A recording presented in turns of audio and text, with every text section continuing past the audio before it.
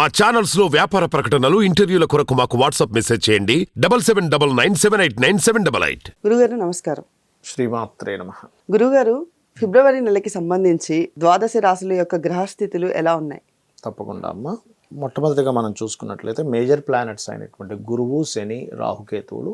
గురువు మేషరాశిలోని, శని భగవానుడు కుంభంలోని, మీనంలో రాహువు, కన్యారాశిలో కేతువు యొక్క సంచారం జరుగుతుంది. అదేవిధంగా కుజుడు, బుధుడు, శుక్రుడు వచ్చేసి ఇప్పుడు ప్రజెంట్ ఉన్న కండిషన్లో ధనుసు రాశిలో ఉన్నారు. దాని తర్వాత మకరంలోకి ఎంటర్ అవుతున్నారు. కుజుడు 6వ తేదీ, అదేవిధంగా శుక్రుడు 12వ తేదీ, బుధుడు 2వ తేదీ మకరంలోకి వెళ్తున్నాడు. ఆల్రెడీ మకరంలో ఉన్నటువంటి రవి 14వ తేదీ ఫిబ్రవరి నుంచి కుంభంలోకి వెళ్తాడు. అయితే ఈ బుధుడు మాత్రం 2 నుంచి 20వ తేదీ వరకు మాత్రమే మకరంలో ఉండి 20వ తేదీ కుంభరాశిలోకి వెళ్తున్నాడు. కాబట్టి ఈ గ్రహాలు ఒక్కొక్క దానికి ఎలా ఉంటుందంటే ఆత్మకారకుడు, కర్మకారకుడు, బుద్ధికారకుడు, సుఖాన్నిచ్చే కారకుడు, ఇవన్నీ ఏ రాసుల్లో ఉన్నాయి, వీళ్ళకి ఈ రాశి నుంచి లేదా లగ్నం నుంచి ఎలా ఉంటుందనేటువంటిది ఈ గ్రహాలు ఉండేటువంటి కండిషన్ బట్టి తెలుస్తుంది. గురుగారు, ఫిబ్రవరి నెలలో మిథున రాశి వారికి ఎలా ఉంది? ఫిబ్రవరి నెలలో వీళ్ళకి ఎప్పటి నుంచో వివాహం అవ్వట్లేదను, లేకపోతే సమాజంలో ఏదైనా పేరు కావాలని చెప్పి తప్పించేటువంటి వారికి మొదటి వారం చాలా అనుకూలంగా ఉంది. మరి రెండో వారం లేదా అండి అంటే, రెండో వారం ఏంటంటే, రెండో వారం నుంచి ఇష్టపడిన వారిని వివాహం చేసుకోవడానికి చేసే ప్రయత్నం ఫలిస్తుంది. ఓకే, ఇక్కడ ఫలిస్తుంది. ఈ రాశి వారికి ఫైనాన్స్ రిలేటెడ్ ఎలా ఉంది? చాలా బాగుందమ్మా ఫైనాన్షియల్. ఎందుకంటే గురువు లాభంలో ఉన్నాడు. సో గురుబలం చాలా బాగుంది కాబట్టి ఫైనాన్షియల్గా మంచి గ్రోత్ అనేటువంటిది వీరికి జరుగుతుంది. ఫ్యామిలీ పరంగా ఎలా ఉంది గురుగారు? ఫ్యామిలీ పరంగా కూడా బాగుందని చెప్పుకోవాలి. కాకపోతే ఇక్కడ ఒక విషయం ఏంటంటే, ఈ ఫైనాన్స్ రిలేటెడ్ సంబంధించిన విషయంలో, ఫ్యామిలీ రిలేటెడ్ సంబంధించిన విషయాల్లో పర్టికులర్గా మనకి 14-15 తేదీల్లో కొంచెం ఎవరికైనా ధనం ఇచ్చేటప్పుడు మాత్రం కొంచెం జాగ్రత్తగా ఉండాలి. అయితే ఈ రాశి వారికి ఉద్యోగము, బిజినెస్ ఎలా ఉంది గురుగారు? ఈ రాశి వారికి ఉద్యోగ సంబంధించిన అవకాశాలు, దశమ రాహు ఎప్పుడైనా దశమంలో ఉంటే పోరాడైనా సరే ఉద్యోగం తెచ్చుకుంటాడు వ్యక్తి. అంటే వర్క్ మీద ఎక్కువగా ఉంటాడు, ఎందుకంటే శనివత్ రాహు కాబట్టి. సో ఉద్యోగ సంబంధించిన విషయంలో నైట్ డ్యూటీస్, కొంతమంది నైట్ టైమ్స్ ఉంటాయి, అటువంటివి ఎక్కువగా ట్రై చేసుకోవడం మంచిది. సాఫ్ట్వేర్ కంపెనీస్, సాఫ్ట్వేర్ రిలేటెడ్ సంబంధించిన ఉద్యోగస్తులకు చాలా బాగుంటుంది. ఫార్మసీ వాళ్ళకి చాలా బాగుంటుంది. ఈ వేరే దేశాలకు వెళ్ళి పౌరహిత్యం కోసం వెళ్తూ ఉంటారు, అటువంటి వారికి కూడా చాలా బాగుందని చెప్పుకోవచ్చు. ఓకే, బిజినెస్ రిలేటెడ్ ఎలా ఉంది గురుగారు?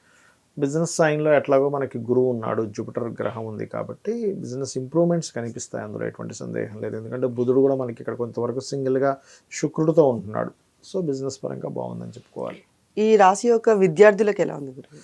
విద్యార్థులకు మాత్రం కొంచెం ఆటంకాలు వస్తాయి. ఎందుకంటే 4వ స్థానంలో కేతు ఉన్నప్పుడు ఎప్పుడైనా సరే విద్యార్థులకు కానీ, అదేవిధంగా మనకి రైతులకు కానివ్వండి, కొత్తగా ఏదైనా ఒక ఆఫీస్ కానీ ఏదైనా పెట్టేటప్పుడు, లేదా ఒక గృహం కన్స్ట్రక్షన్ చేసేటప్పుడు వీళ్ళు మాత్రం కొంచెం జాగ్రత్తగా ఉండాలి.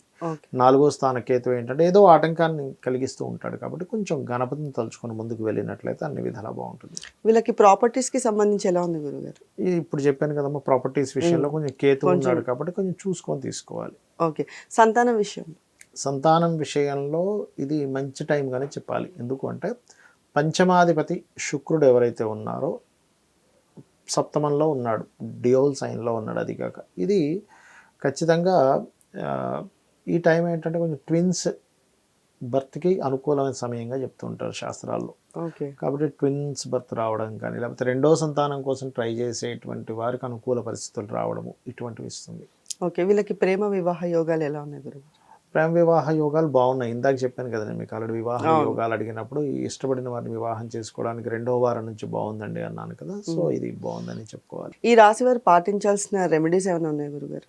రెమెడీస్ అంటే ఒకటేనమ్మా, వీరు ఎక్కువగా లలిత, విష్ణు ఇది రెండింటినీ కలిపి చేసుకుంటే మంచిది. ఇప్పుడున్న కండిషన్లో ముఖ్యంగా లలిత అమ్మవారి ఆరాధన, లేనట్లయితే లక్ష్మీదేవి యొక్క ఆరాధన చేసుకోవడం మంచిది. అయితే గురుగారు, మనకి చాలా మందికి డేట్ ఆఫ్ బర్త్ కానీ, లేకపోతే అసలు జాతకం అనేది తెలియని వాళ్ళు ఉంటారు. మరి వాళ్ళకి సంబంధించి ఏదైనా చెప్పాలి అంటే ఎలా? ఒకటేనమ్మా, వాళ్ళకి సంబంధించి చెప్పాలంటే ఇప్పుడున్న గోచార గ్రహస్థితులు చెప్తున్నాయి. ముఖ్యంగా స్త్రీలు ఉన్నారనుకోండి, జాతకం లేదా వాళ్ళ దగ్గర, వాళ్ళు ఏదైనా ప్రయత్నం చేస్తున్నారు, సక్సెస్ అవ్వాలి, ఏం చేయాలి? నవగ్రహాల్లో కుజ బుధ గ్రహాల దగ్గర దీపారాధన చేసి వాళ్ళు కనుక ప్రారంభించినట్లయితే సక్సెస్ అనేటువంటిది అవుతుంది, గుర్తుపెట్టుకోండి.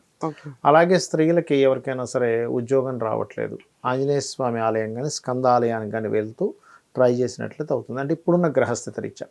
అదేవిధంగా పురుషులకి ఉద్యోగ అవకాశాలు రావట్లేదు, వాళ్ళకి జాతకం లేదు, ఏమీ తెలియదు, అసలు నక్షత్రము రాశి ఏమీ తెలియదు, రాయలేదు, కానీ ఉద్యోగం దొరకట్లేదు. అలాంటి వారు చేయవలసింది ఏమిటి అంటే నవగ్రహాల్లో శని రవి గ్రహాల దగ్గర దీపారాధన కనుక చేసినట్లయితే అన్ని విధాలా బాగుంటుంది. అదేవిధంగా కొంతమందికి అనారోగ్య సమస్యలు ఉంటాయి, అటువంటి వారు కూడా శని రవి గ్రహాల దగ్గర దీపారాధన చేయడము, మరియు ఏదైనా మెడిసిన్ తీసుకునేటప్పుడు ఇప్పుడున్న గ్రహస్థితి రీత్యా క్రీం అచ్యుత అనంత గోవింద అనే నామస్మరణ చేస్తూ మెడిసిన్ తీసుకోవడం కనుక చేసినట్లయితే కూడా అద్భుతంగా పనిచేస్తుంది. కొంతమందికి అనారోగ్య సమస్యలు అధికంగా ఉంటాయి, అలాంటి వారు సూర్య భగవాను చూస్తూ సర్వవ్యాధి ప్రశమని సర్వమృత్యు నివారిణి అగ్రగణ్య అచింత్య రూప కలికల్మషనాశిని అయిన అనేటువంటి నామస్మరణ చేసుకుంటే కూడా అద్భుతంగా ఉంటుంది.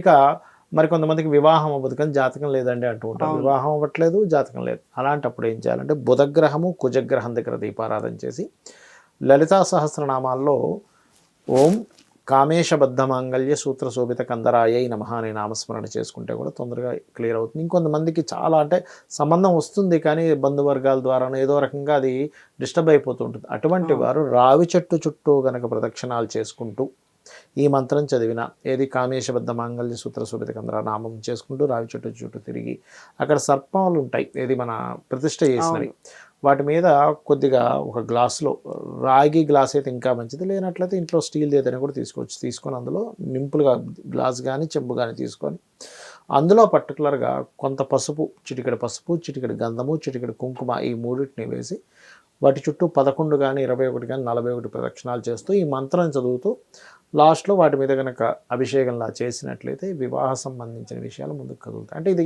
జనరల్గా అంటే వాళ్ళకి అవ్వట్లేదు, లేదంటే అసలు ఉద్యోగమైన వివాహమైన ప్రతి సంతానమైన ఆటంకమే జరుగుతుంది అన్నప్పుడు గణపతిని అర్చించాలి. వీరు రెగ్యులర్గా కనుక ఒక్క ఉదయం నిద్రలేచిన వెంటనే కాసేపు ఇలా కూర్చొని ఓం గం గణాధిపతి అయిన మహాన్ ఒక 20 నిమిషాలు చేసుకుంటూ ఆ గణపతి పూర్తిగా నాకు ఈ సమస్య నుంచి బయటపడేస్తాడు, రక్షిస్తాడనే భావనతో గనక చేసినట్లయితే ఖచ్చితంగా 100% వీళ్ళకి ఉన్నటువంటి ఈ సమస్య తీరుతుంది.